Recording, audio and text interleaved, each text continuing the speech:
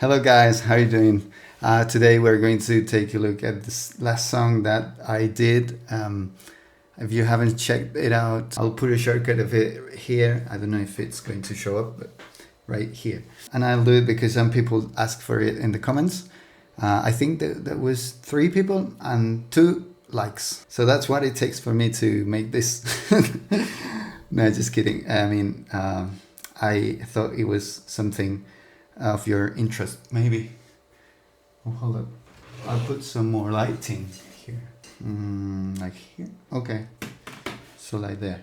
So this will be a quick breakdown of the song. I'll mention just the things that I think were interesting about the song and that I think could be useful for you to know. So the first thing that I want to mention is that if you see this kick is not triggering, there's actually a kick there, but it's not triggering.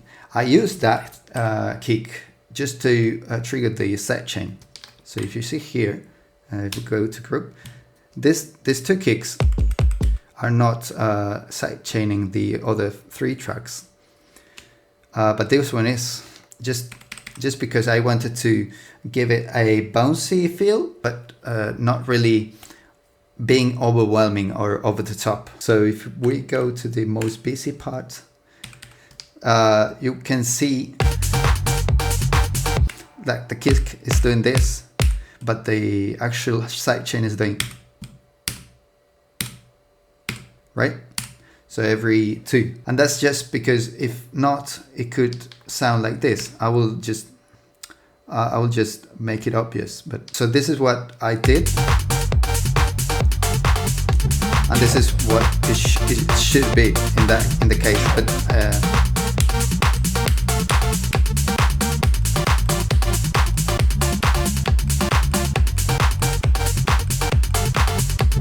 just too much. So that in combination to just giving it just a tad, I think that's really enough. I think this way is just much better because you have all the control that you can have with the sidechain. So next thing that I want to mention, for this song in particular, I used a keyboard, a MIDI keyboard connected to the EP. I don't do that oftenly, but for this case, I thought it was a good time to play with it because I liked the experience that I had when I did it the first time. I've just used the keyboard with the EP just 2 times that I remember. The other one was on this song that I called Slacker's Game, and using that keyboard just made the song just a bit more playful because it had a more controlled velocity. I didn't use the keyboard for everything, but for most of the melodic elements I did, because that gave it a more flexibility in the velocity, and I found that it's really helpful for dynamics. So for example, for the drums, I didn't use that keyboard. I find that this is just better.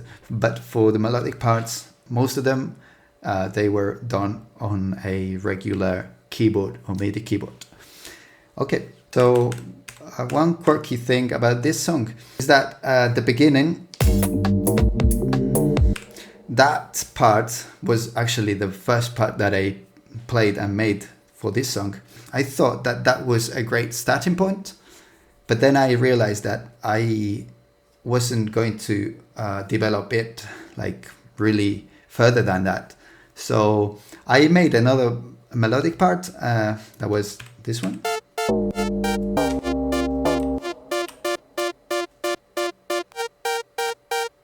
So I just crossfaded the previous part to that one, and I think that was the transition to the more butterfly part of the song, like the more beautiful part. Is not like the other one is ugly, the ugly part. I think I like this, especially the bass line that it had.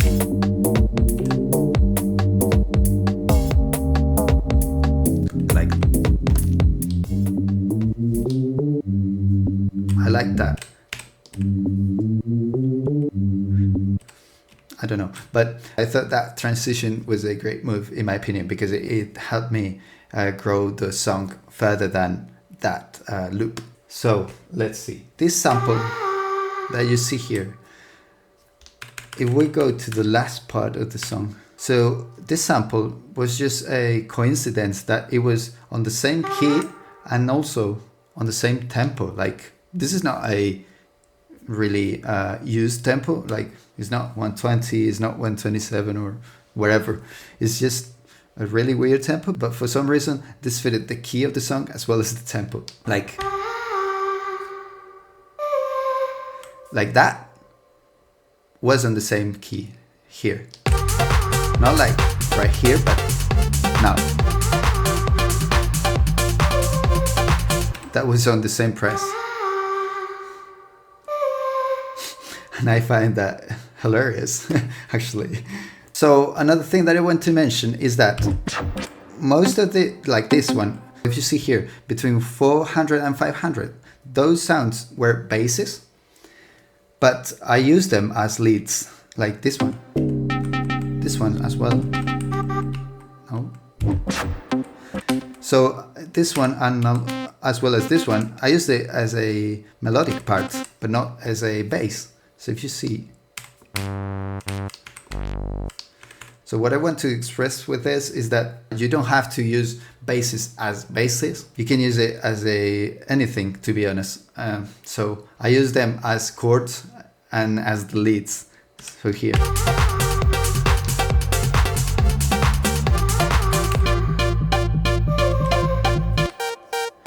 So this is a bass.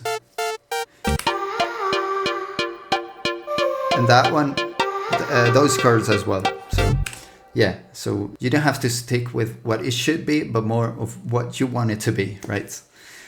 Speaking of basses, this one, if you hear, this is without the regular cut on the highs, and this is without the cut on the low end as well.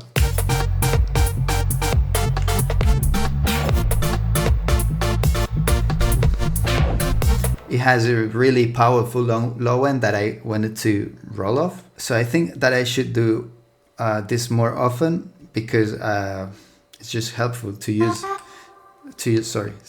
the low and high pass filters. Because as I said, this bass had a very powerful low end, and I lowered it and it transformed it to a more of an effect rather than a bass.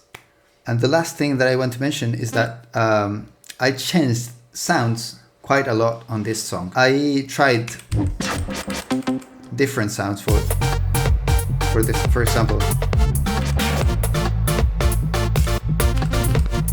example, this one. The good thing to have all the sounds in the same key, in this case is C, is that you can change it to anything.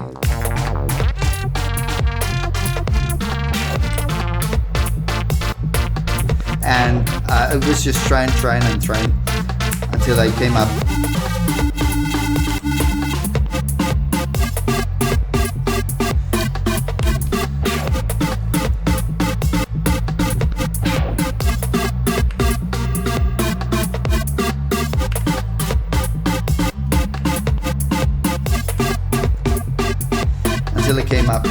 Until I came up with the sound that I thought it was right. Yeah, so you can try. So I think that that's a good thing to know, is that you can use any other sound and change it later on.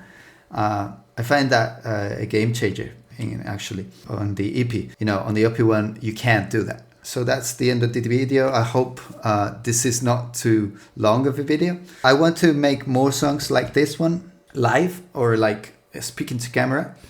Hopefully there will be more to come. I'm sure there will be more to come. It's just that I don't have too much time, and I just wanted to say that I love your support and your comments. I read them all. Sometimes I don't have time to even reply to all of them. I try to do that, but sometimes it takes me like a week. I'm sorry if it does. But anyway, thanks for watching, and we'll see you around. Thank you.